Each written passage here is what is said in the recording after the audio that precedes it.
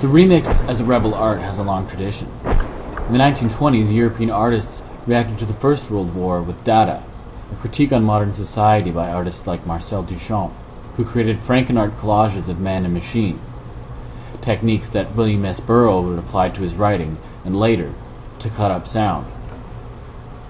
When you experiment with cut-ups over a period of time, you find that some of the cut-ups and rearranged text seem to refer to future events. Hello? Yes. Hello? Yes. Hello? Yes. Where are we? Hello? Yes. Hello? Yes. Hello?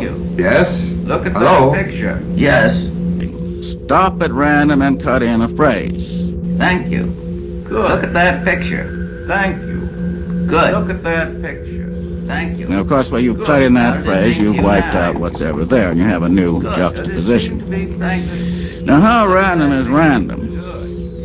We know so much that we don't consciously know that perhaps the cut-in was not random. The operator, on some level, knew just where he was cutting in. As you know, on some level, exactly where you were and what you were doing 10 years ago. So cut-ups put you in touch with what you know and do not know that you know.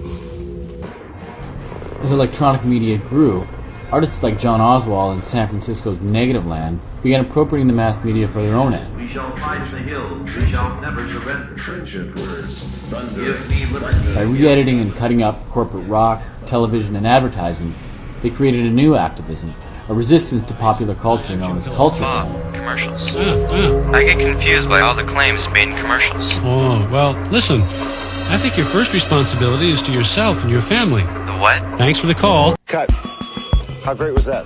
The fact that it was illegal wasn't beside the point. It was the point. Okay, here we go, folks. Start the wind.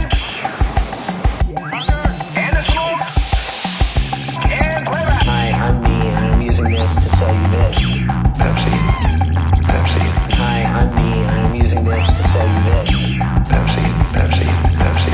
Hi, Native Land tipped the scales when they remixed U2 with outtakes of Casey Kasem. The four-man band features Adam Clayton on bass, Larry Mullen on drums, Dave Evans, nicknamed The Edge, on...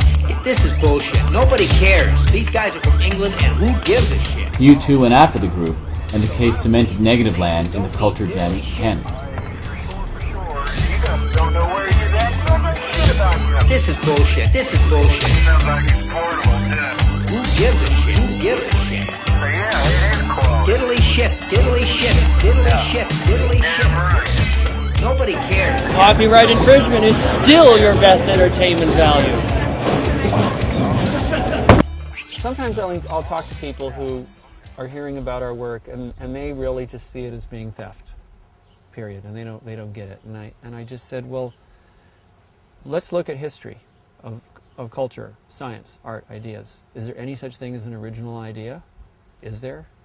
Well, I don't believe there is. I think all we've ever done is build on what came before us. That's all we do. And we use the tools that are available to us at the time. It used to be that you could make something from clay that looked like a tree or a flower, or you could then take you could do an oil painting of a flower. Well, eventually you could take a photograph of a flower and you could put a flower on a copying machine and make a copy of it, and you could digitize it, and there's all these different technologies and tools that are available. The impulse is the same. The human creative impulse is exactly the same. Nothing's changed. What's changed is we have mass-produced images, and we have these corporations who want to claim total, omnipotent, godlike ownership of absolutely everything on the damn planet. And it's a certain way of thinking that's really new in humankind. It's a very ungenerous way of thinking. It's a cultural dead end.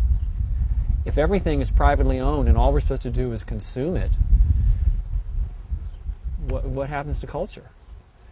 But the reaction from the music industry to stop file sharing makes perfect sense from their standpoint. They have to profit from every single opportunity they can. There are no moments that they can. There's no transactions. There are no cultural transactions between human beings that can happen that can go on without a toll being attached to them. That's not allowed.